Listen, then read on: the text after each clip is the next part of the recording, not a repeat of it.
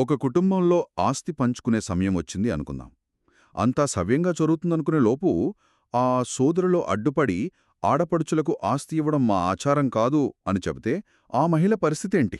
చాలా కష్టం గదా, ముఖ్యంగా ఎంతో హక్కున్న సొంత ఆస్తి విషయంలో. అవును, సరిగ్గా గోండ్ తెగకు చెందిన దయా అనే మహిళ, అలాగే ఆమె వారసులు తమ సొంత ఆస్తి కోసం ఏకంగా 30 ఏళ్లపాటు న్యాయస్థానాల చుట్టూ తిరగాల్సొచ్చింది. 30 ఏళ్ళు! ఆ అంటే దాదాపు ఒక తరం మొత్తం కోట్ల చుట్టూనే గడిచిపోయిందన్నమాట. కరెక్ట్. ఈరోజు మన ఈ లోతైన విశ్లేషణకు ప్రధాన అంశమిదే. 2025 సుప్రీంకోర్టు తీర్పు, రామ్ చరణ్ వర్సెస్ సుఖ్రామ్. వెనుకున్న అసలు కథ మనం చూడబోతున్నాం. అంటే ఆటలో ఒక రూల్ మిస్ అయినప్పుడు ఆ ఖాళీని ఆసరాగా తీసుకుని రెఫరీ డిఫాల్ట్గా బలవంతులకే పాయింట్ ఇచ్చేస్తే ఎలా ఉంటుందో, ఇక్కడ సరిగ్గా అదే జరిగింది. లో సందులున్నప్పుడు పరిస్థితి ఇలాగే ఉంటుంది.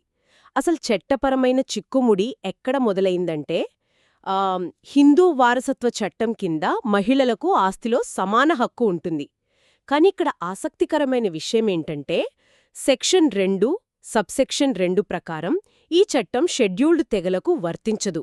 ఓహో, అంటే వారికి ఆ చట్టం వర్తించకపోవడానికి ఏదైనా ప్రత్యేకమైన కారణముందా?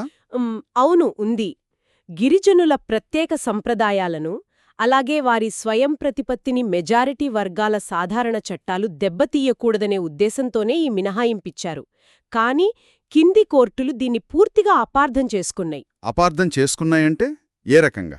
అంటే మగవాళ్లకే ఆస్తి దక్కాలనే ఒక పాతకాలపు ఆలోచనతో కింది కోర్టులు వ్యవహరించాయి.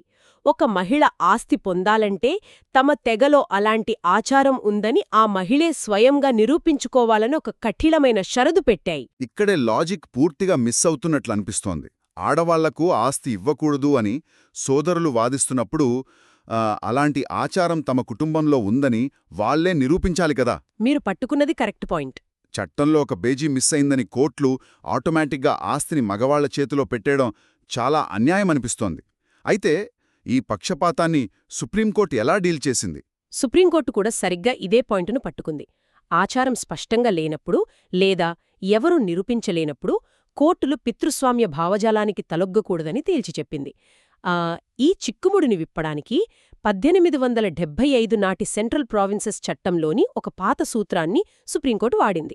1875 నాటి చట్టమా? ఇంతకీ ఆ సూత్రమేంటి?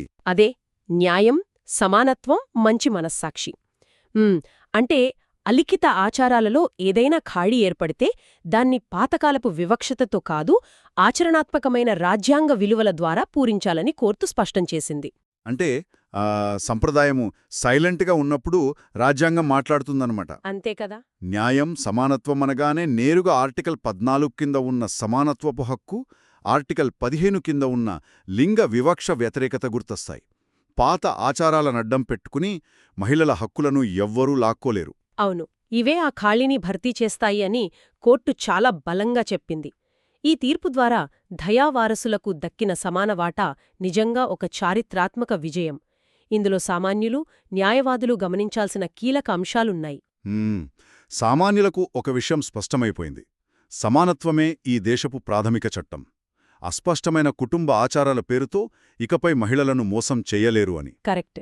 ఇక న్యాయవాదుల కోణంలో చూస్తే కోర్టులో నిరూపించే బాధ్యత, అదే బర్డెన్ ఆఫ్ ప్రూఫ్ అనేది ఇప్పుడొక అద్భుతమైన అస్త్రంగా మారింది. ఆస్తి ఇవ్వకూడదు అని ఎవరైతే అడ్డుకుంటున్నారో ఆ మినహాయింపును నిరూపించుకోవాల్సిన భారం ఇప్పుడు పూర్తిగా ఆ సోదరులపైన పడింది. అంటే ఆస్తిని నిరాకరించేవారిపైనే ఆ భారముంటుంది. ఖచ్చితంగా. అలిఖిత గిరిజన చట్టాల్లోని లోపాలను రాజ్యాంగంతో పూరించాలని న్యాయవాదులు ఈ తీర్పును ఒక అద్భుతమైన ఉదాహరణగా వాడుకోవచ్చు. ఈ తీర్పుతో ఒక అద్భుతమైన న్యాయం జరిగిందనేది వాస్తవం. లింగ వివక్షపై రాజ్యాంగం సాధించిన అతిపెద్ద విజయమిది. కాని దీనంతటి వెనుక మనం ఆలోచించాల్సిన మరో లోతైన కోణం కూడా ఉంది. అదేంటో చెప్పండి. అలిఖిత ఆచారాలు ఇంత గందరగోళానికి దారితీసి ఒక కుటుంబం 30 ఏళ్లపాటు కోర్టుల చుట్టూ తిరిగేలా చేసినప్పుడు ఆ గిరిజన చట్టాలను కూడా పూర్తిగా లిఖితపూర్వకంగా మార్చేయడం సరైనదేనా? ఇది చాలా ఆసక్తికరమైన ప్రశ్న. అవును. ఒకవేళ భవిష్యత్తులో అలా చేస్తే సెక్షన్ 2, సబ్సెక్షన్ 2 ద్వారా వాళ్లకంటూ ఇచ్చిన ప్రత్యేక గుర్తింపు, స్వయం ప్రతిపత్తి పూర్తిగా తుడిచిపెట్టుకుపోతాయా? సంప్రదాయాన్ని కాపాడుకోవడం ముఖ్యమా లేక ఆధునిక సమానత్వానికి అనుగుణంగా చట్టాలను మార్చడం ముఖ్యమా? ఇది మనం ఖచ్చితంగా ఆలోచించాల్సిన విషయమే. ఇవాల్టికింతే, మళ్ళీ కలుద్దాం.